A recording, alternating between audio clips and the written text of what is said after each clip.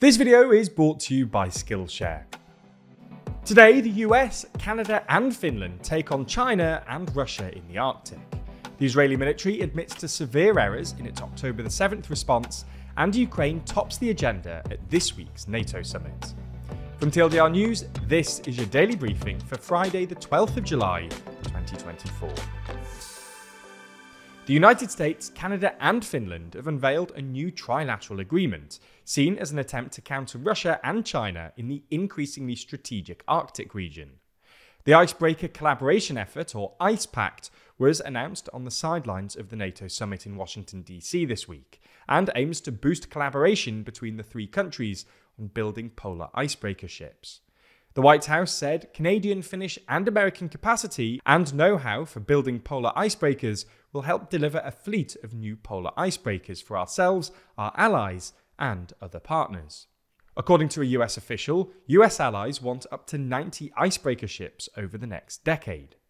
With China producing naval ships at unprecedented levels and Russia's Arctic fleet outnumbering both the US and Canada, a US official told reporters that, without this arrangement, we'd risk our adversaries developing an advantage in a specialised technology with vast geostrategic importance, which could also allow them to become the preferred supplier for countries that also have an interest in purchasing polar icebreakers. As such, the Pact aims to produce an icebreaker fleet to project power in the polar regions, something described as a strategic imperative. The Arctic is becoming an increasingly strategic region, as global warming opens it up to a wide range of economic activities, including new shipping lanes and resource extraction, as well as the potential for military activity. Russia's role in the region is unsurprising, given its geography. According to the International Institute for Strategic Studies, Russia operates 1/3 more military bases inside the Arctic Circle than all NATO members combined, and the Atlantic Council writes that Russia has outpaced NATO in its establishment and usage of trade corridors in the Arctic region, funded heavily by Chinese investment.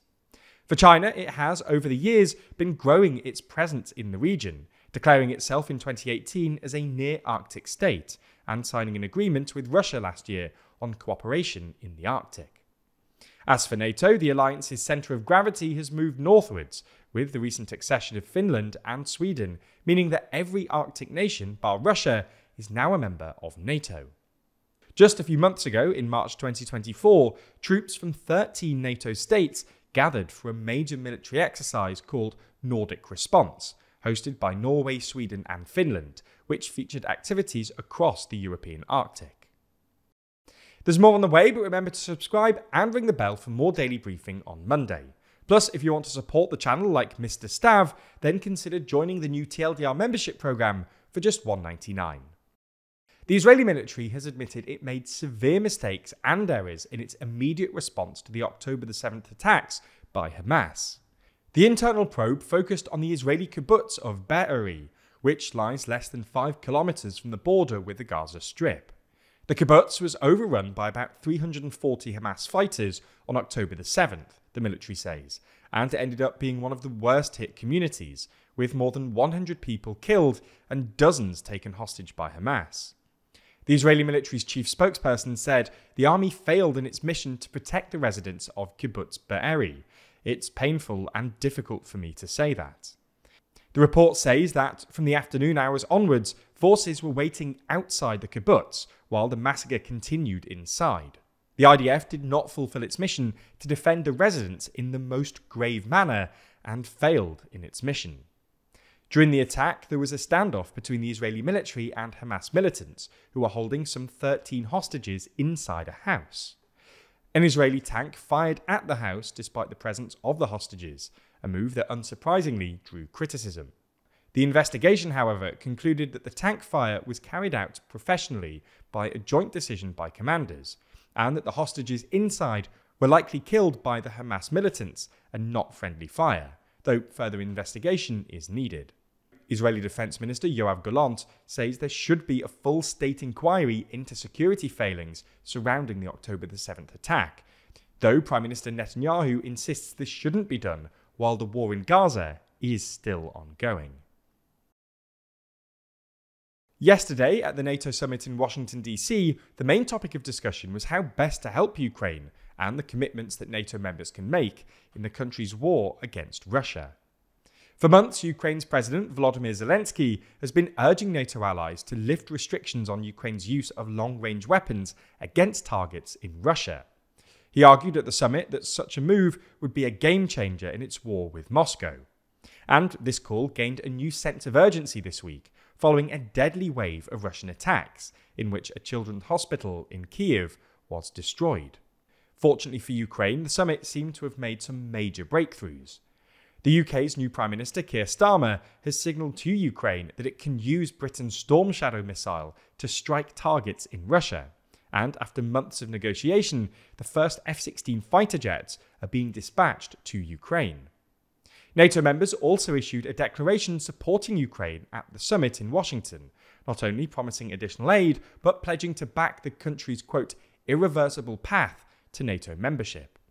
While NATO members showed a strong and united front, US President Joe Biden made a pretty major verbal stumble, accidentally introducing Zelensky as Putin during a speech on the US's support for Ukraine, before correcting himself. Given the intense focus on Biden's mental acuity, the error has added to the pressure on Biden to withdraw from the presidential race. Kenya's President William Ruto has sacked virtually his entire cabinet with immediate effect, following deadly protests that prompted him to withdraw a controversial finance bill. Ruto says he will consult extensively across different political parties and the public and private sectors, with the aim of setting up a broad-based government.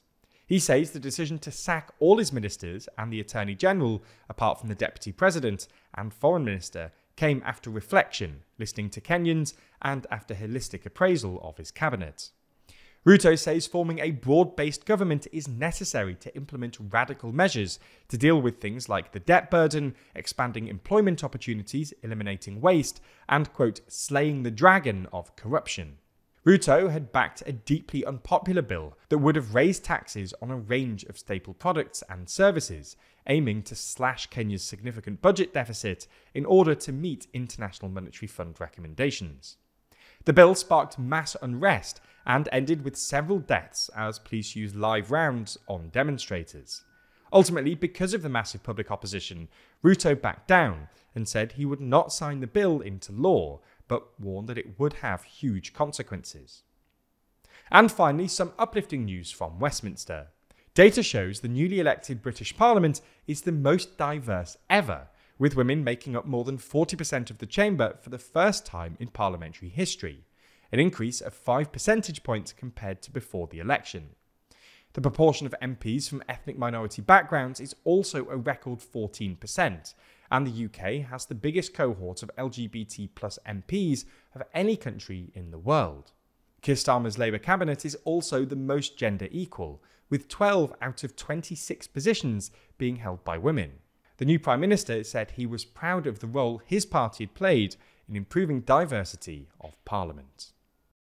Running a profitable online news brand that gives away free content is a little tricky. So recently we launched an online store where you can purchase copies of our magazine, Too Long.